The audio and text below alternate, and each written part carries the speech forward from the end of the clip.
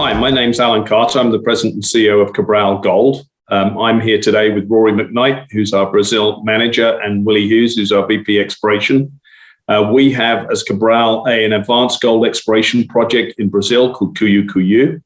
We have 2 gold deposits currently on the project. We've made several discoveries in the last few months.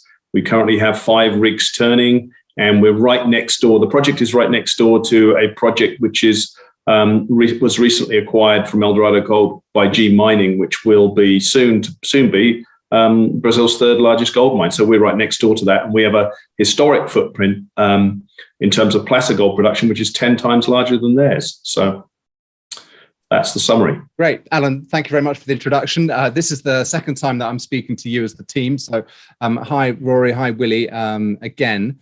Now, the last time we spoke, I was very favorably impressed with what you're up to and the team and all of the geology. And so much so that I, in homage to kind of the Remington Steel guy, I went and I bought some of the company, as in I bought some shares in Cabral Gold, which is the only company, actually it's not quite true, I've done it with one other company since I've been talking to kind of doing interviews on behalf of Crux in the last 8 months. So chapeau, you got me interested. That interview was on the 17th of January, which is over 3 months ago now, and you've been pretty busy. I think perhaps the best thing to do in this call is to go over the kind of the progress that you've made in the last 3 or 4 months and the changes since that first interview back in mid-January. So, Alan, how do you want to do this? I mean, you've got all of this kind of data to hand. Do you want to give a summary of kind of the main milestones you've done in the last 3 months? You've been pretty busy guys. Yeah, we have, Merlin. Yeah, I mean, I think you could basically break the progress up into 3 main categories, if you like. There's the infill and definition drilling that we've been doing on the 2 existing gold deposits, which are called Central and MG. And we put out quite a lot of drill results on both those. And the primary objective of that drilling is to define the high-grade zones or the high-grade cores within those deposits. There's a lot of low-grade peripheral mineralization that forms halos, but we've actually found in both deposits there's a central high-grade core. So we're busy defining those. And we put out some excellent results on both the high-grade core at MG, which is now about 235 meters long. Yesterday, we announced that we drilled 17.5 meters at 4 grams a ton, including 10 meters at 5.5. So, nice big widths of a pretty good grade. That we've also, since 17th of January at MG, this is the first of the 2 gold deposits, announced some much higher grade, narrower sections, 2.6 meters at 28.9 grams, 1.6 meters at 32.8. I mean, these are all in the last 3 months, Merlin. So I think defining the high-grade cores to the Central and MG deposits is the first aspect. The second aspect is what progress we've made on the various oxide blankets, because there are now 3 of these oxide blankets, and we're making excellent progress on that. And then finally, perhaps we can talk about the other discoveries we're making and the progress we're making on sort of the broader districts and the reconnaissance drilling we're currently doing. So that's how I'd suggest we break it down, Merlin. Okay, so primary, then the oxide blankets, and then the regional. Correct. Okay, good. Now, when we're talking about the primary, what I got from the previous call was that you have got about 900,000 ounces, kind of just above a gram a ton in your kind of global resource base, dating back from 2018. You previously spoke that you were doing more drilling, but also that there was a kind of you described it as gold, because of kind of a function of using a kind of perhaps an overly conservative top cut to your gold, and that you were looking to produce a new resource which is going to add in meters, add in extensions, but also recalculate the existing resource and better define the geology. Is that, have I kind of remembered that right? Yeah, that's pretty much it, Merlin. I mean, back in 2018, I think within the 2 deposits, we had about 70 drill holes with above 10 gram gold intercepts. And most of the resources were cut pretty significantly. So all the high-grade material, a lot of it was cut way back. So we lost a lot of the high-grade drill intercepts that we had. And the reason that we did was because we didn't have enough drill intercepts within the high-grade cores to both the deposits to define those high-grade cores separately. So when the engineers looked at the overall drill database, they said, well, yes, you've got quite a lot of high-grade intercepts, but you don't have enough. So we're going to cut those. We're going to assume they're statistical outliers and cut them way back. So the primary focus of the work we're doing right now is to make sure that we've got sufficient drill holes at a sufficient density in both deposits to be able to actually define the high-grade cores separately from the surrounding lower-grade envelopes. So this is essentially an exercise in geostatistics, which may sound boring to some, but is actually really, really fascinating, because you've got a distribution of gold in your rocks with some high grade, which unless you've got that population high enough, you can't include that into your predictions. You have to increase your sample density to be able to be confident that that higher grade population is an integral part of your resource base. Yeah, and this is hugely important, Merlin. So the difference between the current resource, which, as you said, it's actually getting on for 1 million ounces, but and the actual uncut resource, where we include all that high-grade mineralization, back in 2018, there was 500,000 ounces. And if you go back to the 7th of June 2018 press release, there's a table in there, figure 2, has that comparison in it. So, there's 500,000 ounces that wasn't included back in 2018. The 2018 estimate was based on 27,000 meters of drilling approximately. We've now drilled approximately 33,000 meters since then. So we've drilled well over 100% more drilling. And in the next few months, we should, between now and the end of the year, we should add at least another 20,000 meters on top of that. So, we've done an awful lot more drilling since that resource estimate. Yeah, but there was a lot of high-grade gold that was not included in the 2018 resource estimate. And do you run models? I mean, are you running models internally, or are you running a dynamic model with your resource consultant? Do you have a feel for where you are in defining that high-grade component? As in, are they saying, yes, you've got enough information, or are they still saying we need more drill holes? We have drill programs on the 2 existing deposits.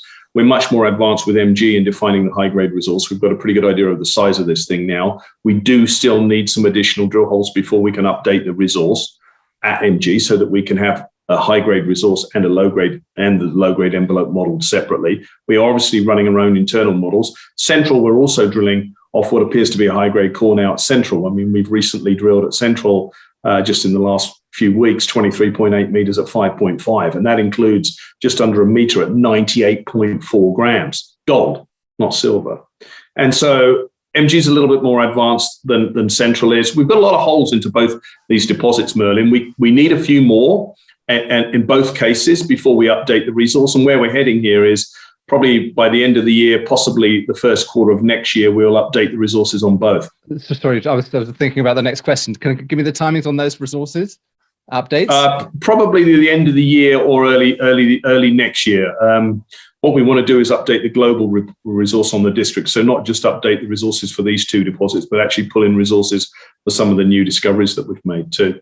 I mean, yes. Look, I think the other thing when you're talking about geostatistics, top cuts, resource estimation, is that the top cuts that were used in 2018 by the independent engineering firm that did our resource estimate range anywhere from about 2 grams to 20 grams. Most of the mineralized zones within the 2 deposits we have were cut to a maximum of 5 grams a ton or 10 grams a ton. G Mining has the TZ deposit immediately next door to us, and that deposit has one top cut. It's one global top cut for all their zones, and it's 25 grams a ton. So I think just on that basis, you'd have to say that the top cut thresholds that we use for our resource are much more conservative than their resource. But it really was a function of us not having enough drill holes at the time, and which didn't allow us to model those high-grade zones separately. So, as I said, many of the high-grade intercepts were regarded as statistical outliers. We're now very well advanced in getting enough drill holes so that we can model these high-grade zones separately, which will have obviously those high-grade zones will have much higher top cuts. Is the rationale behind defining the high-grade zones principally so that you can justify this high-grade population in the global resource base, so that it would pull the open pit lower by giving the overall open pit resource a high grade? Or are you looking ahead to defining an underground potential? Is that just sometime in the future? Is it all about the global in-pit resource grade at the moment? Yeah, right now it's mainly about the in-pit resource. Merlin, a small component of the 2018 resource was underground high grade. And that's the other difference between our project and what G Mining has. We have a lot of these high grade veins forming this high grade cores to both deposits. And these high grade veins are likely to extend significantly at depth. And these are orogenic gold deposits. I studied one as part of my PhD many, many years ago, and we mined that down to 1.8 kilometers down. So these types of gold deposits have enormous vertical continuity. And I mean, we have both these gold deposits are open at depth. In fact, everything we've drilled is open at depth. And there's likely to be an awful lot more gold at depth. But we have so many different targets here, which are either at or close to surface. That's where the focus is defining open pit resources right now. We can park the underground potential for future decades, generations. What's the kind of the depth you're drilling your resource down to at the moment? And here we are. Yeah, Merlin, you are right. I mean, we are doing both things. I mean, we are pulling down our pit, the theoretical pit that was put in 2018, and it depends on the sections, right? But we can say we are going to 50 to 150 meters below the actual pit. Some places we are going below, right? And how deep was the pit? How deep was the pit in its deepest Again, point? it changed from 50 meters to 120, 130 meters. We put a theoretical pit of 250 meters just to guide us in the exploration, especially in MG, as Alan says, which is now where we had most of the drilling, right? We started at Central in late last year. So Central, we just have started, right? Yes, we are increasing in the overall resource, open pit resource, but also some of the holes that were deep will increase some resource in the underground. And it very well mentioned, I mean, all this geostatistic thing is you get this high grade, but if you cannot put a wireframe around that high grade, where you have consistently several results of high grade, that all will be cut. And that's what happened in 2018. But now we have more than double the drilling, and we expect to another 20, maybe 25,000 meters more by the end of the year.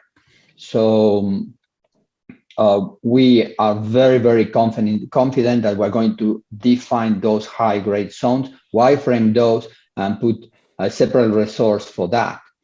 And that will happen also at Central, right? If you've seen at Central, we have something like 15 holes so far from the new program, and every hole comes up with extremely good results, right? I mean, we are extremely happy with what's going on at Central. And then if you've seen the results lately, we published last year about Pau Da Merenda. So Pau Da Merenda also is giving us some very nice surprises. So can I just ask, go on, Alan, sorry. I was just going to say, Willie's point is very important. So look, we're having great success here defining the high grade zones, both at MG and Central. But on most of the sections at MG, we are actually extending the ore body down dip.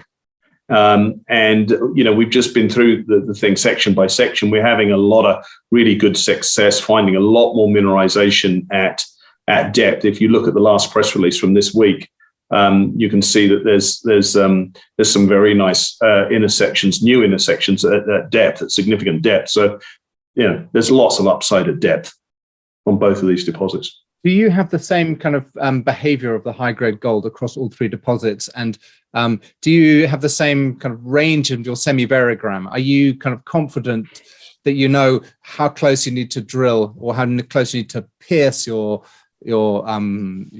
structure on each of the three deposits? I'd say that's still a work in progress, Merlin. I would say we're most confident about MG because we've got more drilling done at MG, less confident about Central, and much less confident about Pau Da Merenda and Machichie, where we don't even have a resource on either of those new discoveries yet. But it depends which zone we're talking about. I mean, this is district scale. We've clearly got multiple gold deposits here. The real question is, how many gold deposits have we got? Have we got 3 or 4, or have we got 8, 9, 10?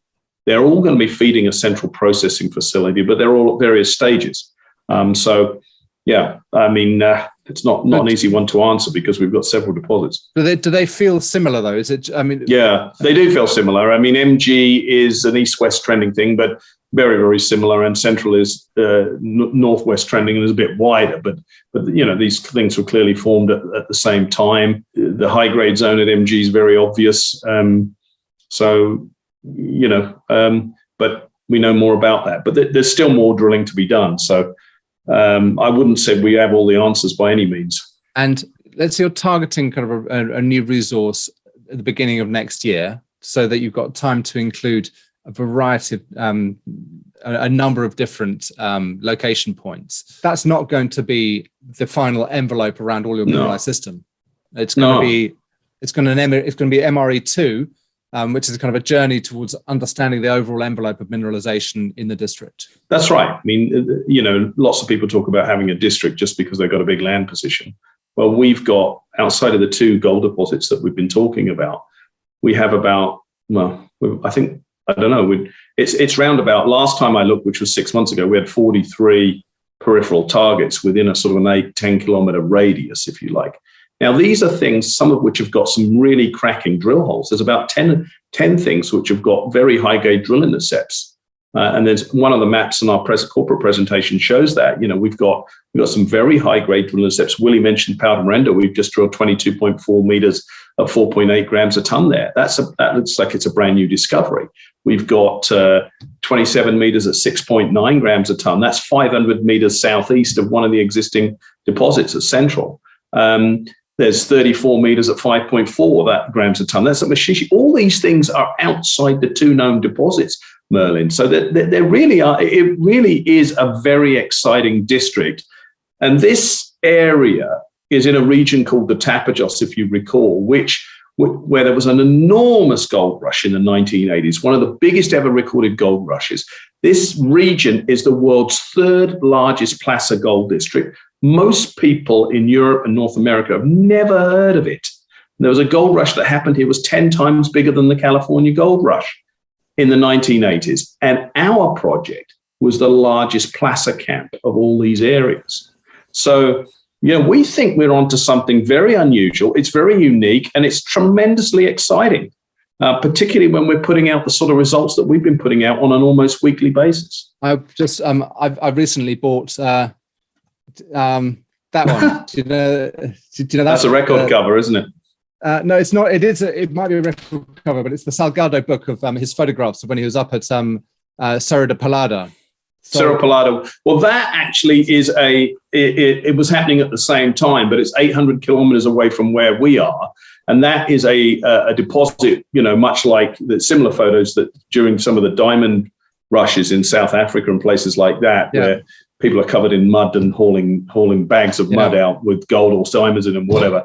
Yeah, no, that's about 800 kilometers from us. The gold rush in the Tapajós was really people panning and sluicing, the sand and gravel in the streams and rivers. But, there was, in the Tapajós, there was an estimated 30 million ounces of placer gold and that's all gold that's been eroded into the streams. And the 3 of us have spent a big chunk of our careers now looking for the hard rock sources. But we think Cuiú Cuiú could and should be the biggest hard rock source of all that placer gold. Has it all grown back? Has it all just revegetated? And can you, have the scars been grown over? Most of it. I mean, vegetation, here grows incredibly quickly. I mean, some areas that had cattle on it a few years ago now are just full of trees that would be 5 or 6 meters high, and the vegetation grows back very quickly. So you can still see some of it, and of course there are still few people scratching a bit of a living here from some of the streams, but it's not like it was 40 years ago. nothing close. Okay, let's get back to the primary. So you said the kind of new discovery at Pau Da Merenda, but so there's no resource on that, but you are going to be you're going to have a resource on that by the end of the year or the beginning of next year. Hopefully, yeah. We've got a lot more drilling to do. We've got 12 holes pending there, but Pau Da Merenda is an interesting one because it's only 2.5 kilometers to the northwest of the central gold deposit. And there's a big geochemical anomaly there that we've been excited about for a long time. It's 5 kilometers long, extends up to the northwest, and Pau Da Merenda is, as I said, 2.5 kilometers to the northwest. Now, we found one of these oxide blankets up there starting in, I think we initially discovered it in August last year, which is this, and we'll talk about these blankets in a moment, but we found this sort of blanket material, unconsolidated mud and sand, and that's very similar to what we have at MG. We have a primary gold deposit subvertically dipping in the granite. It's been weathered and eroded over years and has sort of spread out to form a sort of a mushroom, or the top of a mushroom above it in mud and sand. And we had this top of the mushroom at PDM. What we didn't have was the stem of the mushroom, if you like. And so we drilled under the blanket at PDM, and as Willie said, we got some very good results. 22.4 meters at 4.8. We stepped out 120 meters away from that initial hole to the northwest and drilled about 12 meters at 3.3. So it does look like there's a significant mineralized zone, primary mineralized zone at PDM as well. But we've got more drilling to do, and there's a lot more results pending. So part of the drilling you're going to do 12 holes at PDM, kind of targeting that under that sulfide. No, we've drilled 12 holes. We've drilled. I think we've drilled more than that. We've probably drilled. How many holes have we drilled at PDM into the primary zone, Willie? About 15. More or less about 15. Yes, and now we are drilling the oxide. Right, we are doing an infill on the blanket. On the top of my mushroom. Yes. But yeah, we're waiting for those results to come back on the those drill holes to come back. In the meantime, we've taken a little bit of pause and moved that particular rig over to this other new discovery called Machichie. It's all. We'll have to put a map as part of this presentation at some point. Let's do it. So people can navigate themselves around. Yeah, let's pull it up. Pull it up now if you can. So that's the other thing I was going to ask, because it looks as if you've got some. Machichie kind of looks parallel to MG, and it looks as if you've got some kind of connecting veins between the two, or at least dropping off the southwest of Machichie. Yeah, there's a whole sort of vein array that we're very excited about, and as Willie was saying, we've been trenching. There's a vein array between this new Machichie discovery and MG, and we're getting some very, very interesting results in and around that area. But I'll show you where everything is. Let's just perhaps I can share my screen here. Yeah, please do. You say Machichie was new, but you've had that 134-meter drill hole for a couple of years now, haven't you? 3 or 4 years. Yeah, we have. We thought it was a 500-meter zone, but it's relatively new. It's grown quite a lot. I don't know if you guys can see my screen now, but look, this is a map. A topo map. All these yellow areas were the streams that were mined for placer gold. So they're mainly draining from the north towards the south down through here. These in yellow, here's the central deposit in through here. Here's the MG deposit through here. They're about 5 kilometers away. The PDM discovery that we were talking about is up here, and there is a trend through here. So all this is very highly anomalous in terms of a big golden soil anomaly. The Machichie area in here, when all these yellow dots are different targets, there's 43 targets actually, 43 yellow dots within that we've identified so far. But the Machichie area discovery is just north of the MG deposit. So it's very, very close, and we've been having good success there. Alan, what constitutes a target? What do I have to do to earn a yellow dot if I'm a piece of rock or a bit of soil? Well, there's really 3 levels, 3 broad categories of targets. So all these yellow dots are different targets. So at the top of the target pyramid, the most advanced targets would have high-grade drill intercepts associated with them. So we've got about 10 of those, and I've got another map somewhere, perhaps not on this presentation, but there is one in the corporate deck. So there are 10 areas here with largely high-grade drill intercepts outside of the central and the MG deposits. Underneath that, there's another sort of dozen or so areas where we've got high-grade veins sticking out of the ground that we've trenched. And so we have channel samples. We can see the veins in the ground. We may have drilled 1 or 2 holes into them. We may not, but there are high-grade veins actually sticking out of the ground. Underneath that, we've got another category of targets. There's probably another dozen or so areas where we've got extremely high-grade boulders on surface. Obviously, they're higher risk with boulders. You don't know exactly where they've come from. So it's a different category of target. So there are several different categories, but there are some very, very compelling targets here, and this map does not do it justice. The question really, Merlin, is how many of these yellow dots are going to be the next central and MG deposits? We think PDM and Machichie certainly are, but beyond that, there's almost certainly a number of these other additional yellow dots will be additional deposits, but they need more work. Alan, just one thing that doesn't actually come out in the presentations is the the 5th target range, which is the geochemical anomalies. We've got multiple targets, both close to the main resources and in the regional tenements. Too many to choose from, right, Willie? And Rory, here's a question for you. If you're responsible for the logistics, can you drive over this area? How forested is it? How hilly? How many big rivers are there? The rivers aren't that big. Most of them have got bridges across them. As necessary, we'll build bridges. The topography is quite difficult in the wet season. It's much hillier than most people think. They see the Amazon as a big green pasture and they think it's just flat, but it's not. It's far from it. But and as a result, you've got a lot of small creek crossings and whatnot. But there's a lot of road access in this area because of the previous Garimpera activity, which makes things easier for us. But in support for all this drilling, we do have a fleet of D6s and front-end loaders and other pieces of equipment to give us the logistical support. And that's a combination of making the pads and also road access. Correct. I mean, Merlin, just back to your issue about the targets. So each of these yellow dots is a target. For example, this one, which isn't labeled on this map. As I said, on the corporate deck on the website, it is. But this is the central southeast target. We've got, 3 or 4 drill holes down there. One of those drill holes cut 27 meters at 6.9 grams a ton, Merlin. I mean, on this map, you would never know it. There's this one here, just underneath this label, it's this one here. That has a few drill holes on that. The best drill hole that we've got there so far is 39 meters at 5.1 grams a ton. There are some cracking targets here. Difficult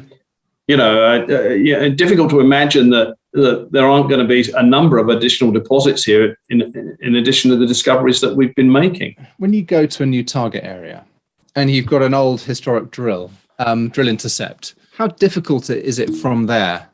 What's your return ratio like? Do you go into these things and do you drill around it and do 50-meter step backs or a 50-meter step back and then a 100-meter line step out along strike? What's your success rate? Do you have confidence in what you're drilling, or is it we're just going to go close to a known thing? Or do you use geophysics? Do you map the geology? How confident are you when you go into an area?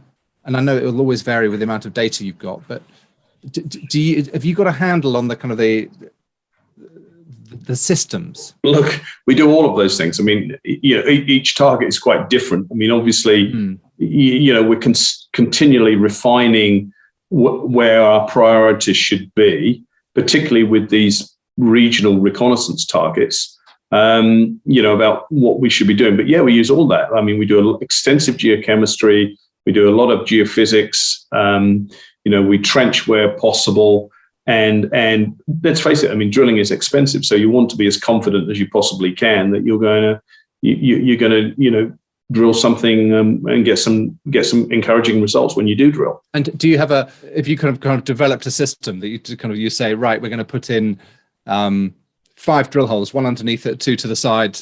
They're going to be 300 meters each or 150 meters each. Do you say we're going to allocate 1,000 meters per target, or is it not as systematic, not as kind of robotic as that? It's not as robotic as that because there are different targets. Some of these things are veins that are 2, 3, 5 meters wide, Some of these are things are zones where you can see there's a zone 30, 40, 50 meters wide. And it really depends. I mean, we modify it, but it will be different in each case. Access is also an issue, right? The logistics we were just talking about, really, that is an important consideration. How close can you get the rig to the target? Is it in waterlogged ground? I mean, is it challenging for any particular reason? Is it sitting under one of these streams? I mean, all these sort of things come into play here. Merlin, just on that, I mean, example right now, we're drilling a current target. It's a regional target called India. And of course, we did some RC drilling into that late last year, but there was a lot of water. So we've come back with the diamond rig to conduct the deeper drill holes. We go in there with an idea. We're doing some shallow holes under some geochemical anomalies.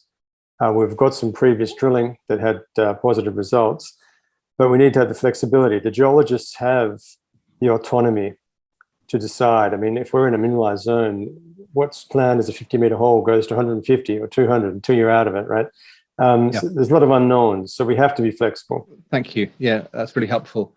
And Alan, another question just still on the primary, and kind of let's look at your global resource. Now, I do want to get to the oxide blankets. I do want to get, but I guess we're incorporating the regional into this conversation. Anybody who's looking at this seriously will understand the Tapajós kind of potential. Anybody who spends more than 5 minutes on your website, click on the 5-minute video, you talk about the plaza. There's an understanding of the regional play here. You've also got regional drill holes kind of showing proof of concept that there's mineralization across the district. What do you think about internally when it comes to be taken seriously by the market? We need to prove up 1 million ounces or 2 million ounces or 1.5. Do you think in terms of let's have a 7-year mine life at 150,000 ounces per annum? Are you kind of conceptually putting kind of scoping study things as what you would then want to advance? Yeah, I mean, obviously we have an idea of what we feel that we need. I think a lot of that is guided by the project next door to us, which is about 2.1 million ounce reserve, and that will support a 10-year mine life of about 200,000 ounces a year. So that's what we're looking for, and we're halfway there already. In fact, we were halfway there in 2018. Yeah, and as I said, we've just more than doubled the amount of drilling we've done since 2018. So, look, we're very optimistic that we are going to have a resource base that will be significantly larger than our neighbours. But of course, we're not as advanced as them yet. They have a full feasibility study. They're about to start construction. And that is going to be Brazil's third largest gold mine. But yeah, it is something that's very foremost in our rationale and our thinking. The interesting thing about this project really is because it's a district scale and because we got so many of these different targets and there are new discoveries popping up on a regular basis, the question really then becomes, at what point do you say, right, okay, we have enough ounces here to sort of move forward with a scoping study and a feasibility study? Do you scope out a mine where you've got 1 million ounces, which we have already, which would probably be sufficient to justify a 100,000 ounce a year operation?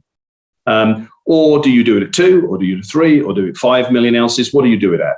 Our internal feeling is that somewhere between 2 and 2.5 million ounces is probably about right level to then move forward with a scoping study, followed by pre-feas, feasibility. But the big difference with this is that because we have all these different targets and these new discoveries, the resource is going to continue to grow in parallel. So we will then take that 2 to 2.5 million ounces and start demonstrating the economic viability through those studies. But in parallel, we're going to keep drilling and we're going to keep expanding the resource.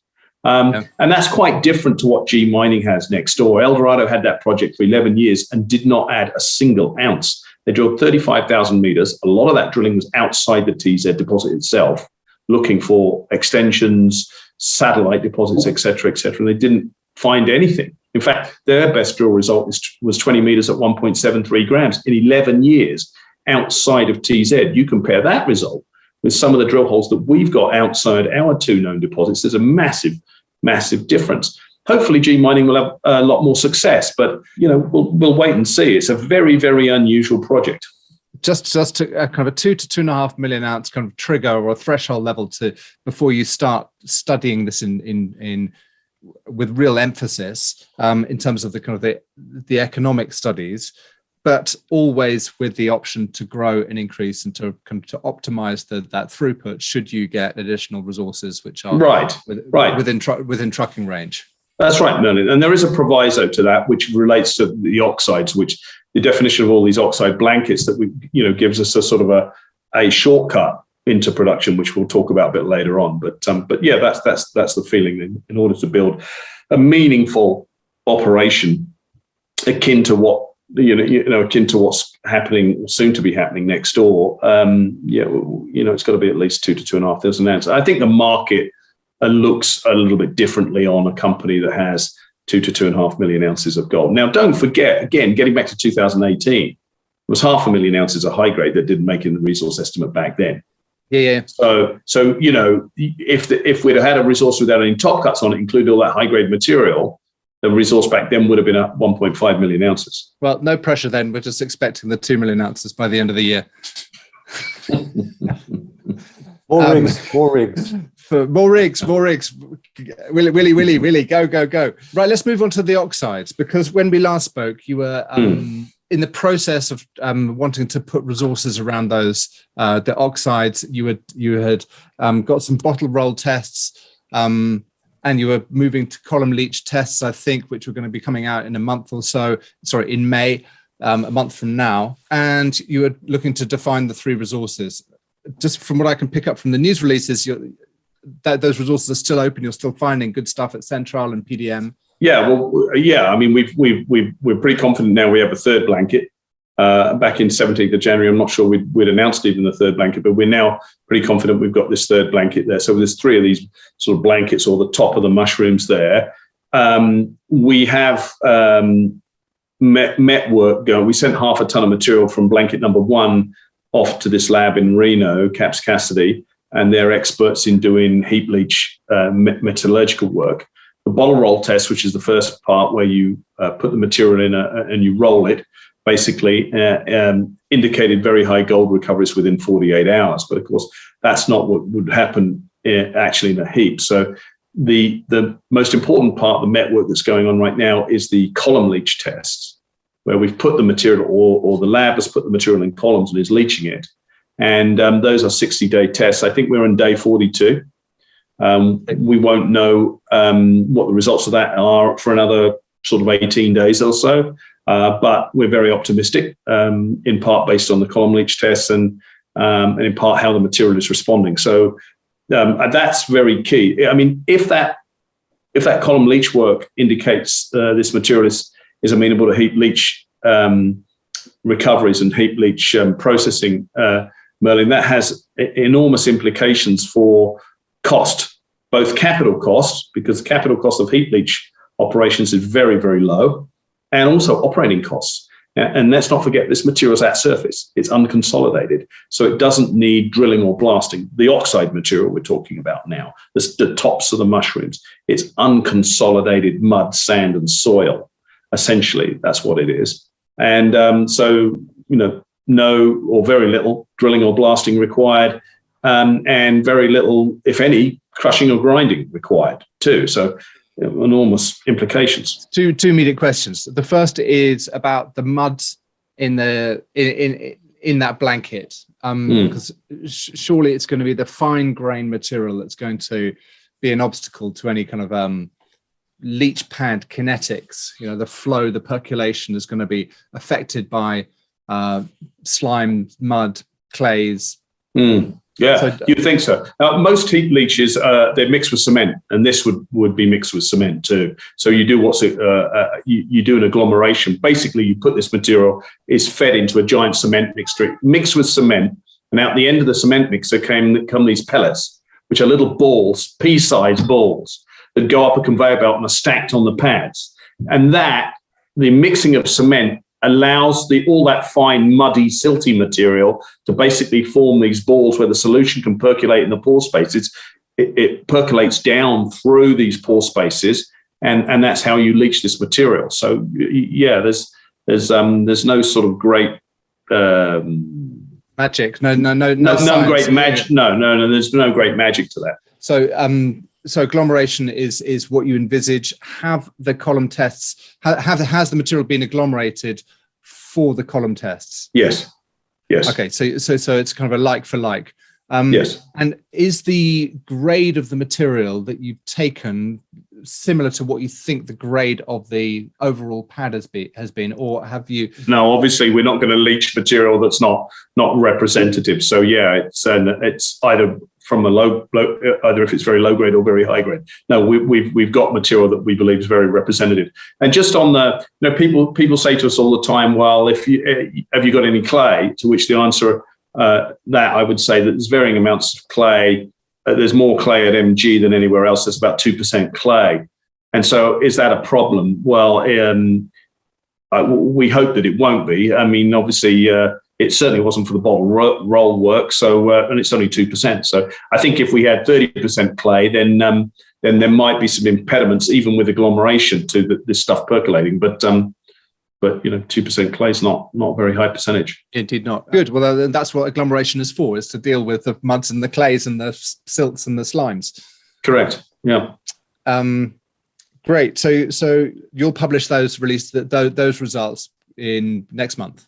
Yeah. In May, we'll get the MET work. Obviously, if that's positive, we are doing other MET work that we've got going on in parallel to that, just in case the MET work, the heap leach tests aren't as positive as we hope, but we're doing gravity tests. We're doing all sorts of other metallurgical work on this oxide material. Now, if once we've got that, we will then move towards a scoping study on the oxide material. Now, I was talking earlier about when we would go to a scoping study and a feasibility study on the global resource, but this oxide material does give us a shortcut, if you like, to get in production much quicker, because the capital costs and the operating costs are so much lower for heap leach work. So we'll do a little scoping study on the oxide material, probably starting in the third quarter, and scope out as to how much capital we would need to sort of produce, how many ounces we could do, and how fast we could build it. I think from the last conversation, the mental arithmetic I did, we did talk about 3 potential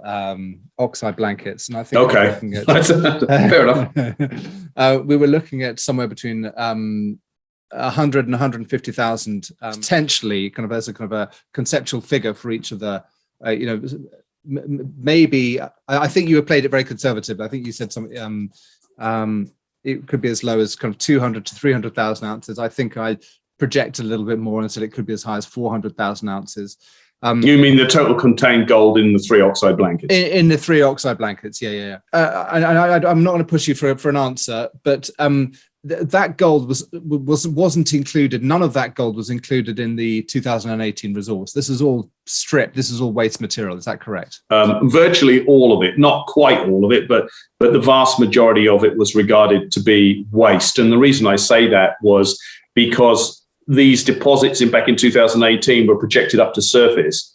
And what we found, of course, is that there is a mushroom on the top. So all the stuff outside of the stem of the mushroom, all the top of the mushroom, is all regarded as waste. And that was all material that would have to be stripped off to get to the underlying ore body. So obviously, this material will have a very, very low stripping ratio. It will, it really is. It's sort of like looking at a very thick layer of icing on the top. I mean, I know it's a bit of a sort of a cliche, but it really is a thick, very sweet layer on top. I get it now. Very cruel considering it's lunchtime, Alan, to be a dripping roast. PDM, you haven't defined. I found some figures. I don't know where I found them, but it was looking like PDM. Where have I got it? Oh, I can't see it now. But it was kind of several hundred meters by 900 meters by 350 meters and open. Yeah, it's about 30 hectares, or give or take.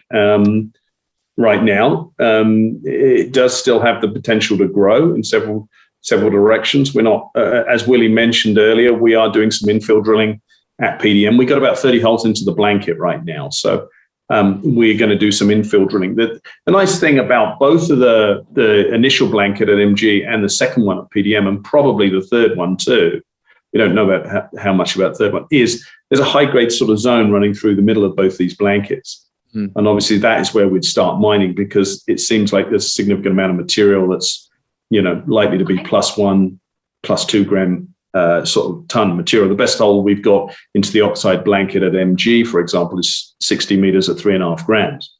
Now, these sort of numbers of 1 gram, 2 grams, even half a gram, obviously don't seem to be very exciting, wouldn't seem to be very exciting to most people. But when you consider just how cheap it's going to be to mine this stuff and process this stuff and extract the gold from it, we hope that it will be extremely profitable. No, I mean, if the metallurgy is simple and it's at surface and it's essentially free dig or rippable material, then it's valuable. And you into central zone, I know you say that you haven't got this kind of as well defined as others, but you've pulled out 55 meters at 1.1 grams, and is that from, again, above one of these? Above one of your feeder zones? Yeah, that intercept is actually sitting right above where the primary deposit come through. Look, at Central, there's the actual oxide cap seems to be thicker, but it may not be as laterally as extensive. And there's less sedimentary material associated with it and more of the weathered granitic intrusive rocks, which are now all oxide on that top. And so, so it's a slightly different in character, but at the end of the day, the end result is the same, is that it's all oxide, free digging sort of material that in all likelihood will be very easy to mine and process. Well, great. And are you drilling that with diamond or RC? The oxides? In general, we're drilling the oxide blankets with RC. However, in order to do the primary drilling of the underlying deposits, we're doing diamond drilling, and obviously a lot of those diamond drill holes are going through the overlying blankets as well. So, but the primary tool for the blankets is RC. The primary tool for the underlying hard rock deposits is diamond drilling for the depth. Great. Well, gents, thank you so much. It's a really, really useful update. I think I saw in one of your things you're talking about kind of a Q3 resource update for the oxides, but possibly later for Central, Q4.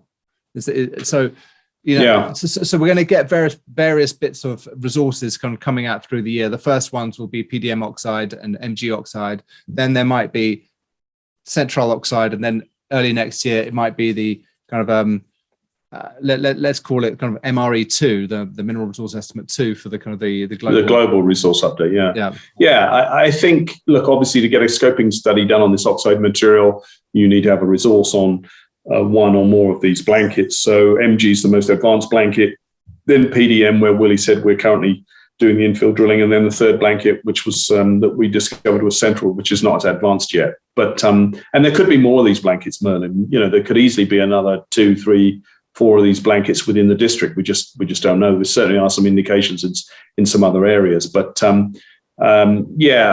we will need to get resources, calculate resources in order to do a scoping study for those blankets. But Central needs more work, so it's not as advanced. Sounds like you need one of those kind of air core rigs that can just kind of punch holes, just drive through the bush like they got in Australia. Well, we've got something very similar to that. Actually, we bought a little RC rig, and all credit to Rauri. I mean, he's putting a huge amount of time and effort into this. So we've got a fantastic little RC rig that's very mobile on a cat and goes everywhere. It's incredibly cheap to run. Rory, how much is it costing us on a per me basis, our little RC rig? It must be about $40 or so, 35 to 40. Yeah, fantastic. Very cheap. Willie, you need to buy your geologists some running shoes so they can keep running in front of that RC rig, mapping out the veins and the soil anomalies. No, I think we can solve that if we change our country manager. Get rid of him, and then things will be much easier. So don't forget the CEO, Willie. Yes, I'm going to talk about that later. Yeah, we'll get Willie on when you're offline, guys, and we'll restructure the company. Yes, and he's going to look for a beach deposit with a hammock. Sounds good. I'll be with him. Alan, before we go, just want to just to kind of check in on funds and the work program. I mean, you've got so much going on at the moment. Are you budgeted for the rest of the year and into early next year? No, we're going to have to. We are exploring sort of various funding options right now, so we are going to need some more money here.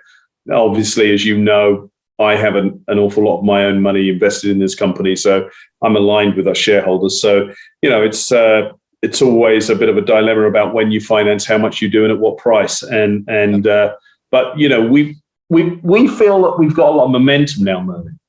We're just coming off what we believe was our most successful year, and we want to continue. We want to keep those 5 rigs running, and we want to keep expanding these discoveries because we're having just tremendous success. You know, we're putting news out most weeks, so we want to keep the sort of a foot down on the accelerator, if you like. So, but thus far we've had very good interest. You know, we've got about 50% institutional ownership. There's a lot of blue chip European and North American institutions that are big shareholders in the company. So, you know, it's not just us that are excited. I think a lot of our shareholders, most of our shareholders, are very excited too. It'd be a bit embarrassing if it was just me and you in an echo chamber saying how wonderful it was.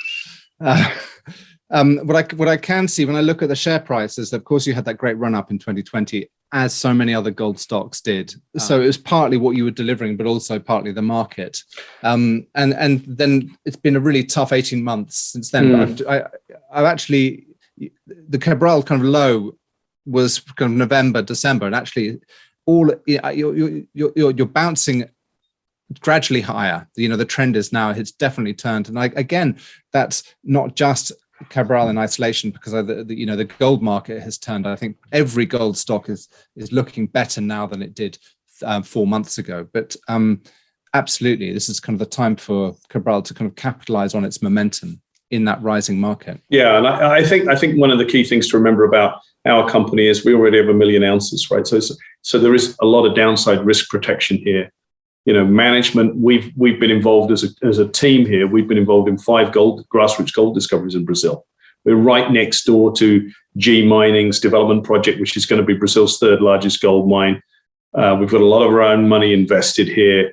We've got 5 rigs turning, so there's a massive amount of news, and we've got a district scale play here. So, you know, I think there's a lot of reasons to really sort of investigate Cabral in a bit more detail. Good. Well, I look forward to following up with you as the year progresses, and good luck, everyone, and thank you very much for your time. Thanks, Merlin. Thank you. Thank you. Bye-bye.